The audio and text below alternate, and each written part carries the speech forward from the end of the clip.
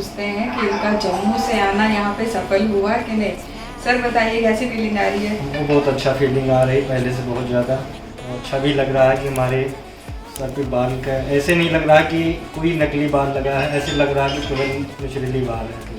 Actually patch का wait सिर्फ 100 ग्राम होता है और कटिंग के बाद वो 70-80 ग्राम ही रह जाता है, तो इसलिए सर पे कोई फील भी नहीं आता है कि हाँ हमने कुछ लगा रखा है। बाकी आप सर का फाइनल लुक देखिए, आपको कैसा लगा आप मुझे कमेंट करके ज़रूर बताइए। Thank you.